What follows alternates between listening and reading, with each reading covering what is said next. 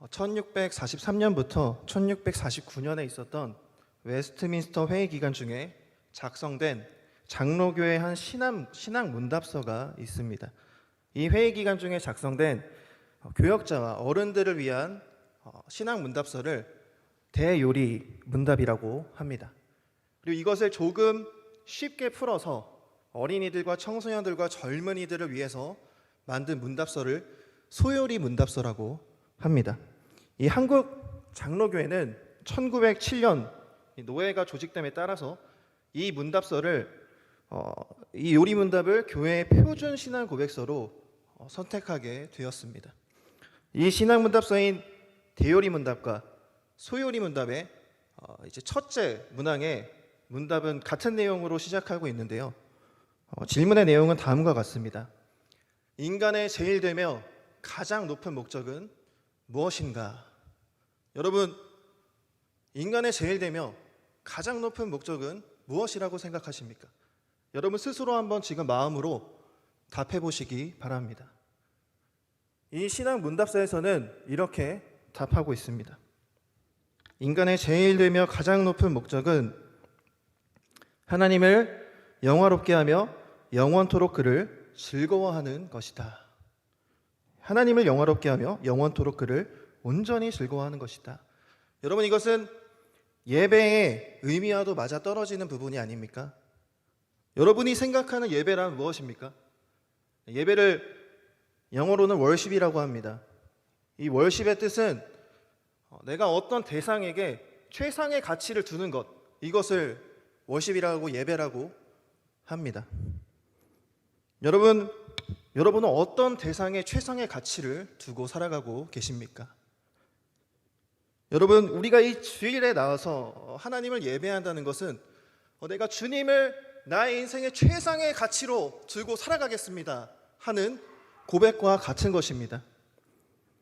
여러분, 그렇기 때문에 주일에 예배드린다는 것은 내 인생의 주인을 하나님으로 여기겠습니다 하는 고백과도 같은 것입니다. 여러분, 이 주일은 또 어떤 날입니까? 이 주일은 주님께서 우리를 위하여 죽으시고 마침내 부활하시어서 사망을 이기신 그 날이 아닙니까? 그 부활에 우리가 참여하겠다는 마음으로 이 주일에 나와서 하나님을 예배하고 있는 것이 아니겠습니까? 여러분, 그렇기 때문에 이 주일 예배는 부활의 주님을 만나는 날입니다. 그리고 단순히 사람과 사람의 만남이 아니라 하나님과 성도 간의 만남이 바로 이 주일 예배인 것입니다. 또 이 예배를 통해서 주님의 말씀이 우리에게 선포되어집니다. 그리고 주님의 말씀을 들은 우리들은 그 말씀을 듣고 세상 가운데 파송을 받습니다. 그것이 바로 여러분 축도의 의미입니다. 우리들은 축도를 받고 축복을 받고 다시 세상 가운데 나아가서 그 하나님의 말씀대로 살아가는 것입니다. 바로 이 예배를 통해서 말입니다. 여러분, 그런데요, 우리는 이 주일에만 예배하는 사람입니까? 단순히 주일에 나와서 이 주일에만 하나님을 높이고 일상생활에서는 그렇지 않은 존재들입니까? 오늘 로마서 12장 1절에서 이렇게 말씀하고 있습니다. 너희 몸을 하나님이 기뻐하시는 거룩한 산 제물로 드리라. 여러분, 몸을 하나님이 기뻐하시는 곳에 드리라. 이것이 뭘 의미하는 것입니까? 나의 몸이 활동하는 모든 날, 이 주일뿐만 아니라 나의 모든 일상을 하나님 앞에 드리라고 말씀하고 있는 것이 아닙니까? 이는 하나님께서 우리를 모든 날을 예배자로 살아가도록 부르셨다는 것을 의미하고 있습니다. 그런데 주님께서 우리 몸을 드리는데 거룩한 산제물로 드리라고 오늘 말씀하고 있습니다. 여러분, 산제물이라는 말이 이해가 좀 되십니까? 산제물이라는 것은 살아있는 것과 재물, 즉 죽어있는 상태를 말합니다. 여러분, 산 것과 죽은 것이 매치가 잘 되시나요? 어떻게 재물이 살아있을 수 있습니까? 산 것과 죽은 것이 어떻게 지금 같이 우리에게 요구되어지고 있는 것일까요? 여러분, 재물은 죽은 것이잖아요. 사실 이게 말이 안 되고 모순인 것이거든요. 여러분, 그러나 이것은 무엇을 의미하냐? 우리가 죄에 대하여는 죽은 자같이 여겨졌으나 하나님에 대하여서는 산자같이 여기라는 말씀이 아니겠습니까? 이 구약 시대 때는 이 제물이라고 하면은 동물을 하나님께 드리는 것이었죠. 희생의 제사를 드리는 것이 드릴 때에 제물이 바쳐졌습니다. 그것과 함께 우리의 죄가 사해지는 그러한 제사를 드렸던 것이죠. 여러분, 이는 우리의 죄악된 옛 성품과 죄로 가득 찬 일들에 대해서는 죽은 자로 여기고 하나님에 대해서는 산 자로 여기라는 것입니다. 본래 우리는 수근수근하는 자였고 그리고 거짓말을 일삼았고 본성이 폭력적인 사람들이었으나 이제는 주님이 기뻐하시는 거룩한 생활을 드리라고 하나님께서 요구하고 계시다는 사실입니다. 오늘 말씀은 날마다 주님께서 기뻐하시는 생활을 하는 것이 우리가 드릴 합당한 예배, 영적 예배라고 말씀하고 계십니다. 여러분, 이 주일뿐만 아니라 일상을 하나님 앞에 예배자로 살아가는 것이 여러분 스스로 합당하다고 여겨지십니까? 아니면은 어떤 인생의 새로운 짐이 추가되는 것이거나 하나님께서 무리한 요구를 하신다거나 율법적인 요구로 느껴지십니까? 여러분, 사실 하나님께서는 매일을 예배자로 살아가라는 이 요구는 결코 율법적인 것이 아닙니다. 결코 우리를 향한 강요가 아닙니다. 여러분, 왜 그렇습니까? 하나님께서 우리를 위해 모든 것을 내어주셨기 때문이 아닙니까? 오늘 사도 바울은 1절 말씀에서 이렇게 권하고 있습니다. 하나님의 자비하심으로 인해 너희들에게 권한다. 자비하심으로라는 것은 자비하심 때문에라는 것이죠. 하나님께서 우리에게 베푸신 자비가 있기 때문에 내가 너희들에게 권한다. 여러분, 우리가 마땅히 하나님을 사랑하고 예수님께서 우리에게 베풀어 주신 그 은혜를 안다면 여러분, 사랑하기 때문에 자연스럽게 그렇게 살게 되지 않겠습니까? 주님에 대한 그 은혜의 감격이 있다면 우리는 자연스럽게 그렇게 살게 되어 있다는 것입니다. 그렇기 때문에 바울은 이렇게 권하고 있는 것입니다. 자비하심 때문에 너희를 권하노니. 여러분, 이것이 우리가 주님 앞에 드릴 합당한 예배인 것입니다. 주님을 사랑하기 때문에, 주님께 받은 은혜가 있기 때문에 매일을 예배자로 살아가는 것입니다. 여러분, 그렇다면 오늘 말씀을 통해서 주님께서 우리에게 주시는 기뻐하시는 삶, 합당한 예배자로 살아가는 삶은 어떤 삶을 이야기하고 있는 것일까요? 오늘 본문 말씀을 통해서 한번 같이 살펴보도록 하겠습니다. 첫 번째는 이 시대를 본받지 않는 삶입니다. 본문을 보면 바울 사도가 이렇게 말씀하고 있습니다. 너희는 이 세대를 본받지 말고. 여기서 세대라는 단어는 문자적으로는 시대를 의미하고 추상적으로는 우리가 살고 있는 이 세상을 의미합니다. 즉, 이 말씀은 이 시대에서 우리가 이 세상을 살아가면서 하나님의 뜻과 반대되는 가치가 흐르고 있다는 것을 암시하고 있습니다. 그것을 본받지 말라는 것입니다. 여러분, 그런데 우리가 세상을 살다 보면, 이 시대를 살다 보면은 그것이 참 쉽지 않다는 것을 느끼게 될 때가 있습니다. 왜 그렇습니까? 우리는 너무나 많은 정보가 순식간에 머릿속으로 들어오는 그러한 시대를 살고 있기 때문이지 않겠습니까?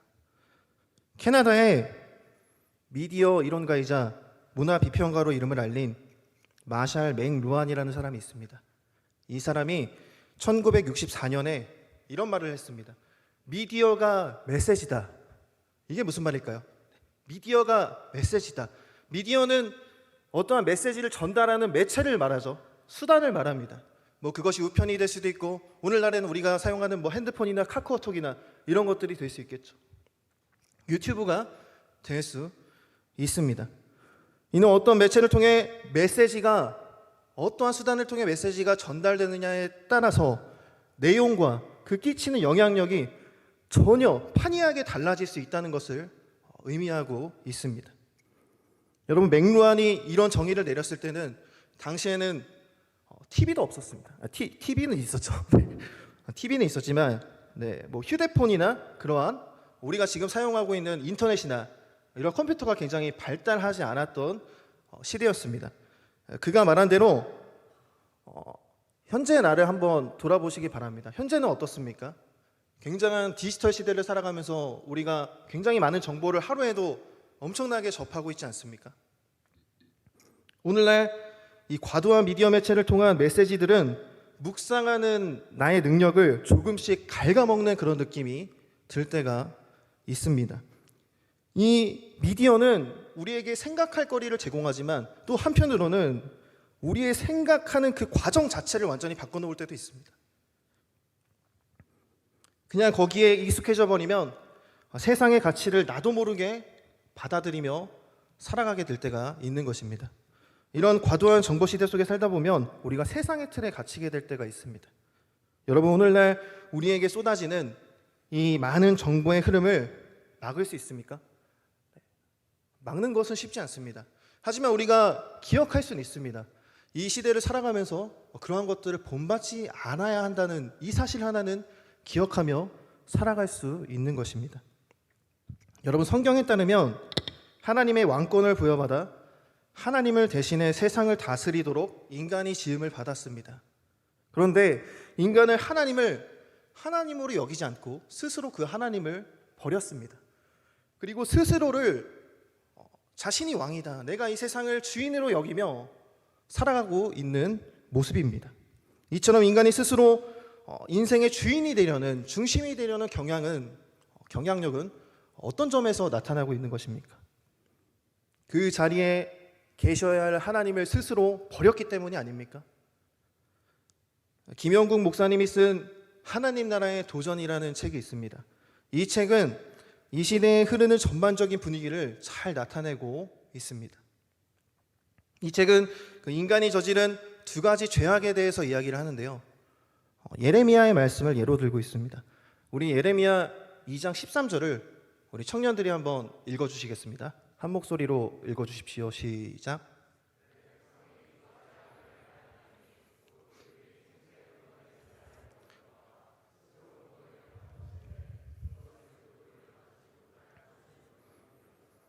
예레미야에 따르면 어떠한 두 가지 잘못을 지금 지적하고 있습니까? 먼저는 생명의 근원이신 하나님을 버렸다라고 말씀하고 있습니다. 인간은 하나님에 의해 창조되었고 하나님에 의해 생명이 유지되는 존재입니다. 근데 인간이 인간을 살리는 하나님을 스스로 버렸다라고 예레미야는 말씀하고 있습니다. 그런데 더 나아가서 또 다른 잘못은 물 없이 살 수 없는 자신을 위해 하나님을 대신할 깨진 웅덩이를 계속해서 파고 있다는 것입니다. 이것을 이 책의 저자인 김영국 목사님은 유사신이라고 얘기합니다. 하나님과 비슷한 존재를 찾아서 내 인생의 최고의 가치에 둬야 할 하나님을 버리고 그것을 붙잡고 의지하며 살아가고 있다는 것입니다. 그것을 붙잡고 살아가면 행복해질 수 있다고 여기기 때문입니다. 여러분, 그것이 돈이 될 수도 있습니다. 여러분, 돈 중요합니다. 돈 벌면서 살아야 합니다. 하지만 그것이 하나님보다 먼저 되어서는 안 됩니다. 어떠한 성공과 명예와 권력과 쾌락 같은 것들을 가지면 행복할 수 있다고 생각해서 그것을 가장 최상의 가치에 두고 살아가는 사람들이 있습니다. 또 나의 가족과 나의 배우자를 하나님의 자리에 놓고 살아가고 있는 사람들도 있습니다. 여러분, 이러한 분위기가, 이러한 풍조가 세상에 깔려 있기 때문에 그것을 본받지 말라고 오늘 말씀하고 있는 것 아니겠습니까? 여러분, 그렇다고 세상을 떠나 산속에 들어가서 살라는 것은 결코 아닙니다. 모든 것을 다 내팽겨치고 산속에 들어가서 막 기도만 하고 그러라는 것이 아닙니다. 여러분, 이 세상 가운데서 열심히 사십시오. 성실하게 사십시오. 다만 여러분, 이 세상에서 하나님을 스스로 버리고 자꾸만 하나님을 버리고 그것을 대치하는 어떠한 우상과 같은 것들을 섬기려는 이 시대의 풍조를 본받지 않는 우리 청년들 되기를 주님의 이름으로 소망합니다. 본문에서 이 시대의 악한 풍조를 본받지 말라는 말씀과 함께 주목할 것은 마음을 새롭게 하여 변화를 받으라는 말씀입니다. 먼저 마음을 새롭게 한다는 것이 여러분 무엇을 의미할까요? 새롭게 한다는 것은 재생과 회복의 의미가 있습니다. 즉, 이 말씀은 날마다 나의 마음이 어떻게 되어야 한다고 말씀하고 있는 것일까요? 날마다 재생되어야 하고 회복되어야 한다고 말씀하고 있는 것입니다. 여러분, 우리는 매일매일 마음이 회복되어야 하는 존재인데 이게 그냥 지나가고 하루하루 살아가다 보면 마음이 굳어져 버립니다. 잠언서 4장 23절에 이렇게 기록되어 있습니다. 모든 지킬 만한 것 중에 더욱 내 마음을 지키라. 생명의 근원이 이에서 남이니라. 마음에서 생명의 근원이 난다고 잠언서에서 말씀하고 있습니다. 그렇기 때문에 우리는 더욱더 마음을 지켜야 할 터인데 우리가 참 그것을 놓칠 때가 많은 것이죠. 그리고 하루하루 그것이 쌓여서 굳어져 버린 상태에 내 모습을 발견하게 될 때가 있습니다. 여러분, 그렇기 때문에 우리는 날마다 마음을 새롭게 해야 될 줄로 믿습니다. 나의 내면을 성찰할 기도의 시간이 반드시 있어야 하는 것입니다. 그것이 침대에서든 방바닥에서든 책상 위에서든 나 자신을 성찰할 수 있는 시간이 하루 중에 분명히 있어야 한다는 사실입니다. 자, 오늘 말씀을 잘 한번 생각해 보면 마음을 새롭게 하는 것이 변화를 받는다고 말씀하고 있습니다. 여러분, 마음을 새롭게 하는 것이 우리가 변화되는 것입니다. 즉, 마음의 변화가 나에게 변화를 일으킨다고 말씀하고 있는 것입니다. 그런데 하나님께서는 오늘 말씀에서 너 변화해라 라고 말씀하고 있지 않습니다. 오히려 무엇이라고 말씀하고 있습니까? 변화를 받으라고 말씀하고 있습니다. 하나님께서 주시는 변화를 받으라고 말씀하고 있습니다. 본문에서 결코 우리에게 요구하고 있는 것은 너 스스로 좀 변화해봐라, 그렇게 말씀하고 있지 않다는 사실입니다. 즉, 주님께서 나에게 변화를 주시는 것이고 우리는 그것을 받는 것입니다. 주님이 주시는 변화를 받으라는 것입니다. 여러분, 주님이 주는 변화를 마음속에 사모하고 계십니까? 디모데후서 2장 20절부터 21절에 다음과 같은 예화가 등장합니다. 바울은 다양한 그릇을 예로 들면서 이 세상에는 금그릇도 있고 은그릇도 있고 나무 그릇도 있고 질그릇도 있는데 하나님은 이 모든 그릇을 다 사용하신다는 것이에요. 각기 어떤 재질은 다를지라도 하나님이 그 용도에 맞게 다 사용하신다는 말입니다. 어떻게 보면 조금 뭐가 나오고 튀어나오고 못생겼어도 그 그릇을 하나님이 쓰십니다. 하지만 이 디모데후서 말씀을 통해서 보면은 하나님이 결코 쓰시지 않는 그릇이 있다고 말씀하고 있는데요. 그 그릇은 다름이 아니라 더러운 그릇입니다. 깨진 그릇도 사용하고 금그릇도 쓰고 은그릇도 쓰고 다 쓰지만 더러운 그릇은 사용하지 않는다. 그렇기 때문에 하나님께서 요구하고 계십니다. 변화를 사모하고 변화를 받으라고 말씀하고 계십니다.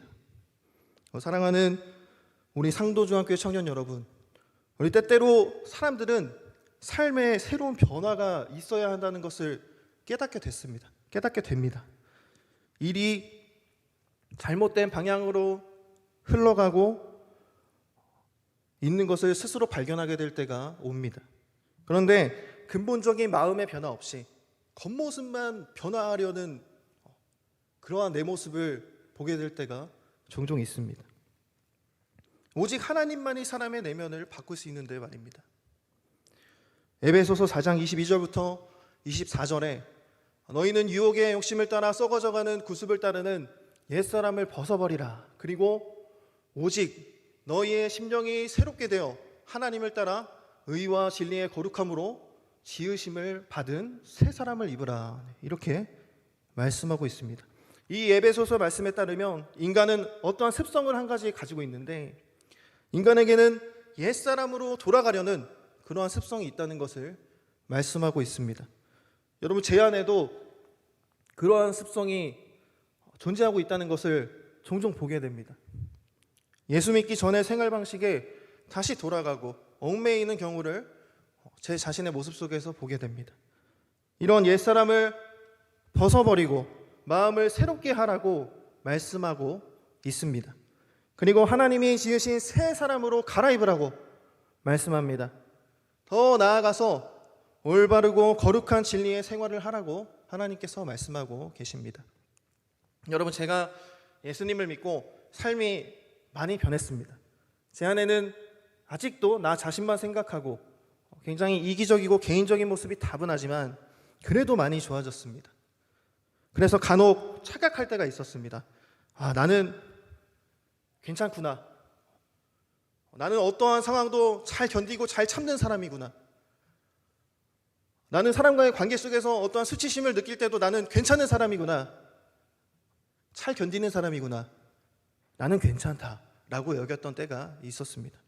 근데 어느 순간 그냥 그렇게 여기면서 제 마음 상태를 그대로 내버려 뒀더니 제 마음 가운데 어느 날 불릴 듯 일어나는 분노를 발견하게 되었습니다. 엄청난 분노가 제 안에 쌓여 있다는 것을 알게 되었어요.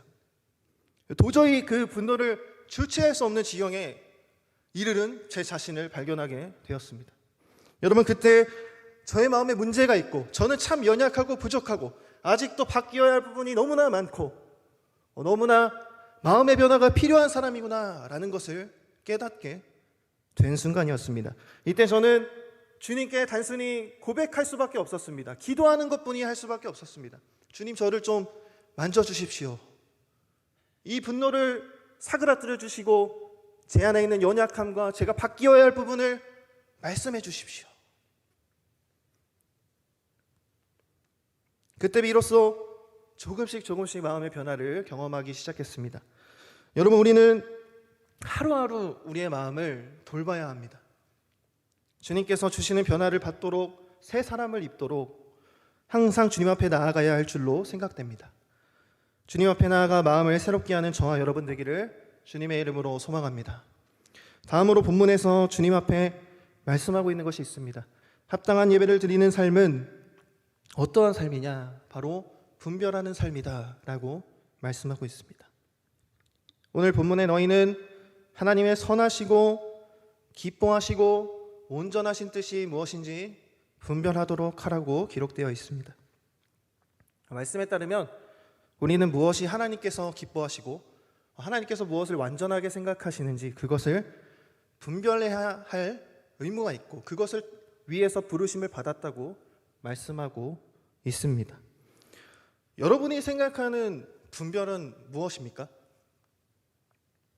무엇이 참인지 거짓인지 분간하는 능력이 분별이겠죠.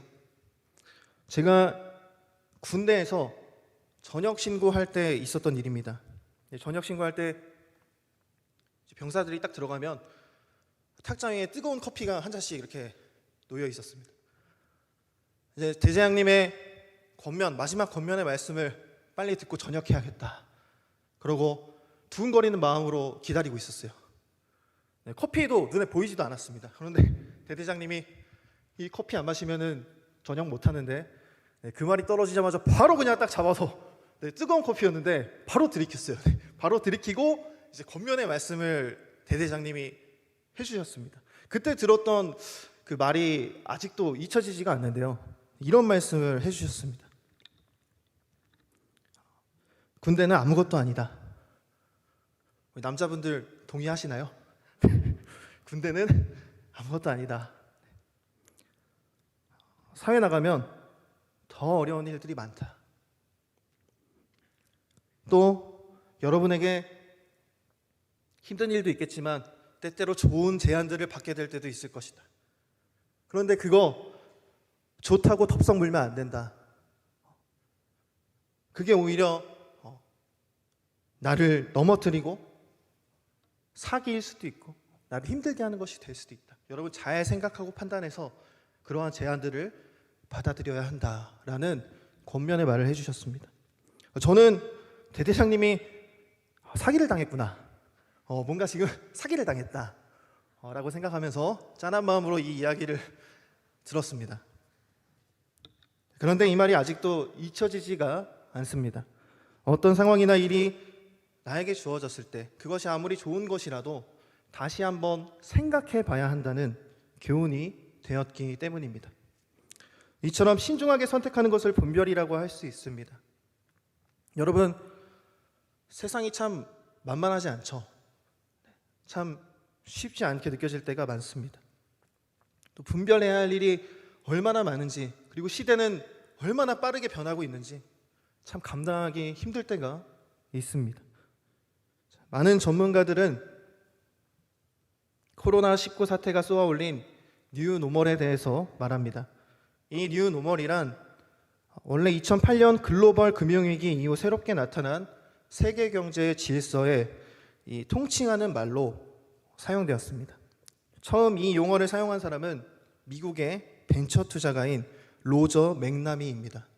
그리고 이후에 모하마드 엘 에리언이 그에 져서 새로운 부의 탄생, 이 책에서 소비 위축과 미국 경제 시장의 영향력 감소 등을 위기 이후의 뉴노멀 현상으로 정의하면서 이 단어가 인기를 얻게 되었습니다.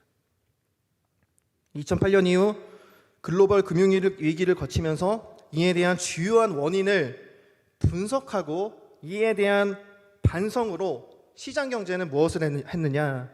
금융 규제를 강화했습니다. 이러한 현상을 뉴노멀이라고 합니다.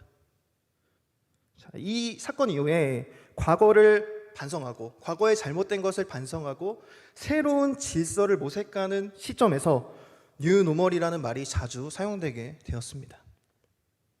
이는 시대 변화에 따라 새롭게 부상하는 일반적인 그 기준을 이야기하는 것입니다. 여러분, 최근 코로나 사태로 많은 사람들이 불편을 겪었습니다. 또 이 코로나는 우리 사회에 많은 변화를 가져다 주고 있습니다. 캐나다에서 절대 팔리지 않을 것 같은 물건이 있는데요. 뭘까요? 여러분이 다 쓰고 있는 마스크입니다. 캐나다에서는 중증 환자나 마스크를 찰 정도로 그런 아이템으로 여겨졌던 것이 마스크였는데, 지금 밖에 나가보면은 캐나다도 우리와 마찬가지로 모든 사람이 다 마스크를 쓰고 다니고 있습니다. 또 코로나가 장기화되면서 재택근무가 새로운 업무 방식으로 주목받고 있는 현실입니다. 또 사회 구성원 간 접촉을 최소화하거나 없애는 방향으로 빠르게 전환되면서 이 비즈니스도 접촉을 최소화하고 없애는 방향으로 바뀌어가고 있습니다. 또 최근에 해외에서는 자동차 수리를 찾는 방문객들이 줄어들다 보니까 아예 가서 자동차를 고쳐주는 이러한 지금 패러다임의 오토 서비스가 등장한 것을 보게 되었습니다. 의료 진료도 이제는 집에서 받는 시대가 되었다고 합니다. 여러분, 많은 현지 전문가들은 코로나19 이후의 삶은 이전과 크게 달라질 것이라고 단언합니다. 미국이 9.11 테러 사건을 겪고 공항 보안 절차를 엄격하게 유지하고 있는 것처럼 말입니다. 이런 시대의 흐름을 분간하는 것도 분별이라 할 수 있겠습니다. 여러분, 그런데 오늘 성경에서는, 오늘 말씀에서는 단순히 그 정도에서 그치라고 이야기하고 있지 않습니다. 그 시대를 보고 변화하는 그 현실을 포착하고 거기서 한 가지 더 하라는 것이죠. 그것이 무엇이 하나님이 기뻐하시고 무엇이 하나님의 완전한 뜻인가, 말씀으로 그 세상을 볼 수 있는 통찰력을 가지라고 말씀하고 있다는 사실입니다. 신학자 칼 바르트라는 사람은 한 손에는 성경과 그리고 한 손에는 신문을 가지고 매일매일 읽으라고 이야기했습니다. 하나님의 말씀을 통해 이 세상을 바라보라는 것입니다. 여러분, 어떤 사람이 예언자이며 어떤 사람이 선지자입니까? 세상 그 성경 속에 나타난 모든 선지자와 예언자들을 한번 보십시오. 그 사람들은 다 하나님의 말씀으로 충만한 사람들이었고, 그 하나님의 말씀의 눈으로 세상을 보고 이야기했던 사람이 예언자요 선지자였습니다. 하나님께서 우리에게 그런 삶을 요구하고 계시다는 사실입니다. 여러분, 디모데 후서 4장 16절부터 17절에 이러한 말씀이 기록되어 있습니다. 우리 함께 읽도록 하겠습니다. 한 목소리로 읽겠습니다. 모든 성경은 하나님의 감동으로 된 것으로 교훈과 책망과 바르게 함과 의로 교육하기에 유익하니 이는 하나님의 사람으로 온전하게 하며 모든 선한 일을 행할 능력을 갖추게 하려 함이라. 여러분, 이 성경은 모든 것이 다 하나님의 감동으로 되었음을 믿으십니까? 여러분, 하나님의 말씀은 우리를 온전하게 하며 우리가 선한 일을 행할 능력을 갖추었음을 여러분 스스로 믿고 고백하십니까? 박영선 목사님의 인격의 제자 훈련이라는 책이 있습니다. 책에서 다음과 같은 이야기를 합니다. 우리가 클 때 보약을 먹고 컸다든가 비타민을 먹고 컸다든가 이런 말은 통하지 않는다고 합니다. 왜냐하면 우리는 늘 항상 먹는 밥으로 성장했기 때문입니다. 맛있는 것으로도 아니고 가장 영양가 있는 것만으로도 아닙니다. 일상에서 먹는 그 밥으로 우리가 성장했다. 그럼 보약은 아슬아슬할 때 한 번 먹는 것이지 누가 보약에 밥 말아 먹습니까, 여러분? 그렇지 않죠. 녹용에 막 밥 말아서 막 먹습니까, 여러분? 그렇지 않습니다. 주식으로 인삼이나 막 녹용을 먹는 사람은 없을 것입니다. 그럼 밥 먹은 것이 머리카락도 되고 이빨도 되고 그런 것 아니겠습니까? 이처럼 여러분 말씀 한 절 한 절이 쌓이고 쌓이면 그것이 바로 하나님의 모습과 나의 나된 것을 발견하는 분별력과 통찰의 힘이 된다는 것을 여러분 꼭 기억하시기 바랍니다. 때문에 우리는 매일매일 하나님의 말씀을 또 하나님의 뜻을 묵상해야 합니다. 이 일에 게으르지 않아야 합니다. 그것이 우리의 영광이기 때문입니다. 여러분, 우리는 하나님 안에 사는 존재이고 거룩하게 살도록 부르심을 받았습니다. 그리고 하나님의 뜻과 거룩함을 알기 위해 좋은 수단을 주셨습니다. 여러분의 손에 들려 있는 성경과 그리고 여러분이 할 수 있는 기도입니다. 그것을 통해서 성도를 성도답게 하며 하나님의 자녀로서 마땅히 누려야 할 모든 은혜와 은총을 누리게 됩니다. 여러분, 우리에게는 경건의 시간이 필요한데요. 이는 매일 일정량의 성경을 보고 그날 깨달은 하나님의 말씀으로 그분의 뜻을 구하고 실천하는 것입니다. 여러분 하고 계신가요? 여러분, 저는 결코 여러분에게 율법적으로 지금 말씀하고 드리고 있는 것이 아닙니다. 여러분, 하나님께서 여러분을 그렇게 만들기 원하시고 하나님께서 여러분을 그렇게 변화시키실 터인데 여러분 그러한 변화를 받아들일 수 있는 우리 청년들 되시기를 주님의 이름으로 소망합니다. 우리는 세상에 속해 있으나 실제적으로는 하늘나라에 속한 자들입니다. 우리가 아무리 마음속으로 거룩한 곳에 있다 할지라도 우리는 이 세상 속에서 살아가고 있기 때문에 그러한 경건의 생활이 없다면 우리는 때때로 마음에 실족하고 넘어짐을 경험하게 될 때도 있는 것입니다. 여러분, 그렇기 때문에 우리는 수시로 마음을 점검하고 말씀을 통해서 기도를 통해서 나의 마음을 단단하게 해야 할 줄로 믿습니다.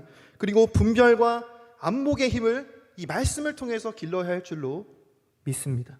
여러분, 그러한 삶을 살아가는 우리 청년들 되시기를 주님의 이름으로 소망합니다. 여러분, 우리는 거룩한 이것이 합당한 이유는 주님께서 우리를 위해 자신의 모든 것을 이미 내어주셨기 때문입니다. 하나님 자신이 이 땅에 오셔서 우리를 위해 죽기까지 희생하셨습니다. 여러분, 그 사랑을 안다면, 그 감격을 안다면, 그 자비하심 때문에 우리는 그 사랑 가운데 들어갈 수밖에 없는 겁니다. 하나님이 주시는 변화를 받아들일 수밖에 없는 것입니다.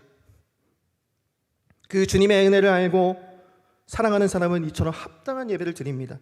본문에 기록된 합당한 예배는 이 시대를 본받지 않는 삶입니다. 그리고 매일 마음을 새롭게 하여 하나님 앞에 나아가 변화를 받는 사람입니다. 또 될 줄로 믿습니다. 여러분, 합당한 예배의 삶을 살아가는 저와 여러분 되기를 이 시간 주님의 이름으로 소망합니다. 여러분, 주님께서는 그 예배자 한 사람을 오늘도 찾고 계십니다. 그 예배자 한 사람, 주일뿐만 아니라 나와 함께 평일에 계속해서 동행하며 교제하며 나아갈 수 있는 그 한 사람을 주님께서는 매 순간 찾고 계십니다. 우리 보고 못한다고 질책하고 화내시고 그러신 것이 아닙니다. 그 변화를 받아들이고 하나님을 인정하고 예수님 안에서 한번 살아볼 그 사람을 예수님께서 찾고 계십니다. 여러분, 이러한 사실을 함께 기억하시면서 이 시간 함께 찬양하고 기도하도록 하겠습니다.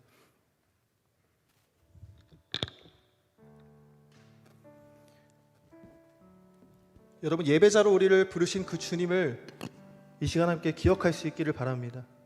하나님께서는 결코 우리에게 무리한 요구를 하시거나 어떠한 강요를 하시거나 율법적으로 올가매기 위해서 이 말씀을 주신 것이 아닙니다. 우리가 하나님의 사랑을 더욱더 충분히 알고 느끼고 그 사랑 가운데 거하기를 바라시는 마음으로 이 말씀을 주셨습니다. 여러분, 우리가 여기에 서 있음이 다 하나님의 은혜 때문이 아닙니까? 여러분, 그러한 고백이 이 찬양 가운데 있으시기를 바랍니다. 우리 시간 함께 찬양하시겠습니다.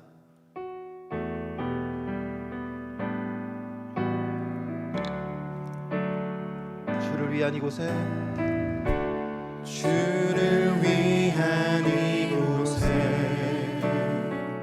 예배하는 자들 중에 그가 찾는 이 없어 주님께서 슬퍼하시네. 주님이 찾으시는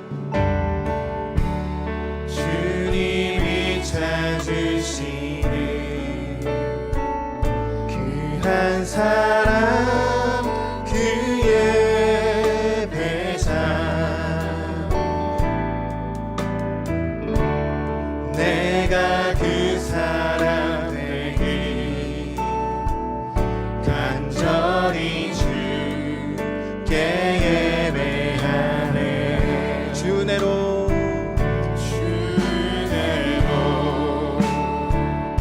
이곳에 서 있네. 주임제에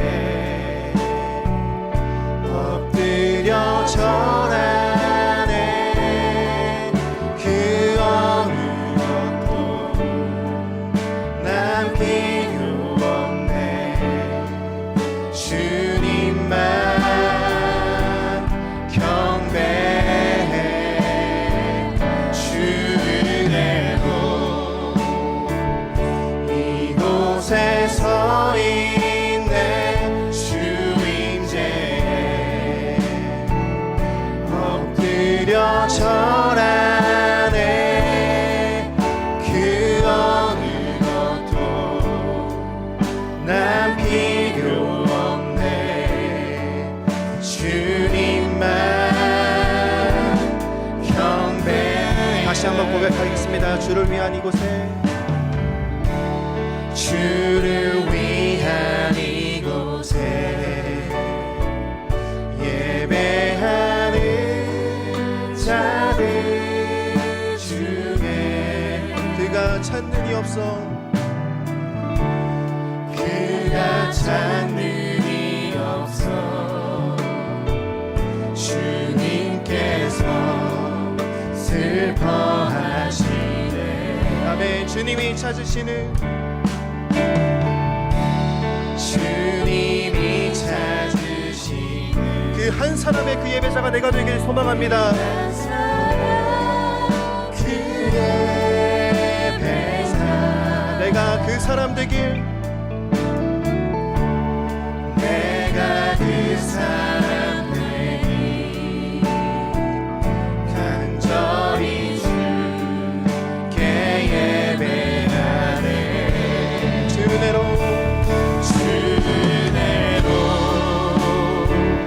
이곳에 서 있네. 주임제에 엎드려 절하네. 그 어느 것도 난 필요 없네. 주님만 경배해. 주 은혜로 이곳에 서 있네. 주임제에 엎드려 절하네. 그 어느 것도 난 필요 없네. 주님, 우리가 주님 한 분만으로 만족하는 삶을 살기 원합니다. 다시 한번 고백합시다. 주 은혜로, 주 은혜로 이곳에 서 있네. 주임제에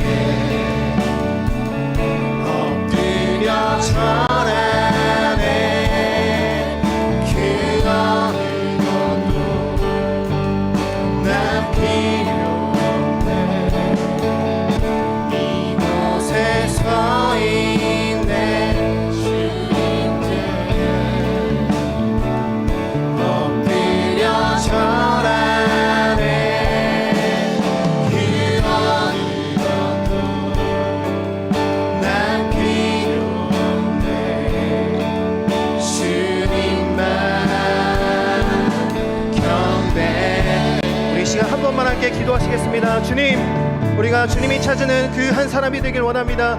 이 주일뿐만 아니라 이 일상을 하나님 앞에 거룩한 산제물로 드리는 그러한 예배자가 내가 되게 하여 주시옵소서.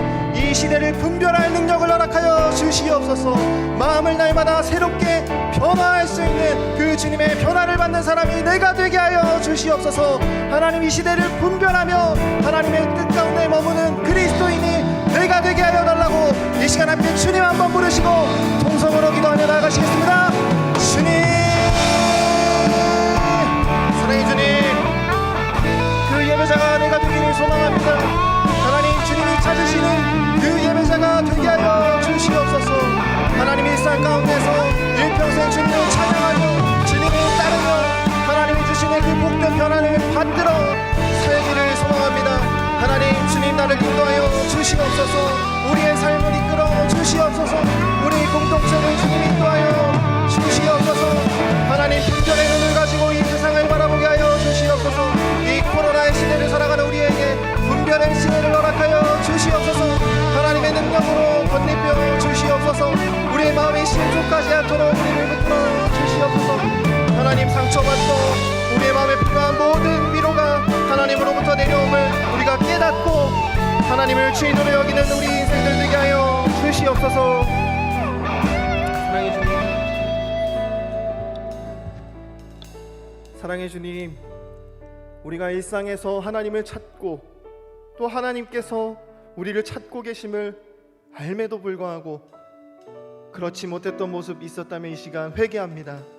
주님, 우리가 그러한 삶에서 돌이켜서 주님이 주시는 복된 변화의 삶을 마음으로 받을 수 있는 그리스도인 청년들 되게 하여 주시옵소서. 하나님, 때때로 이 어려운 세상을 살면서 압박당하는 그 마음을 주님 늘 보살펴 주시고 우리 청년들 늘 위로하여 주시고 그 마음 가운데 충만한 하나님의 말씀의 은혜가 항상 같이 하기를 소망합니다. 그 말씀의 힘으로 이 세상을 분별하고 하나님의 뜻이 무엇인지 살피며 살아가는 우리 그리스도인 청년들 되게 하여 주시옵소서.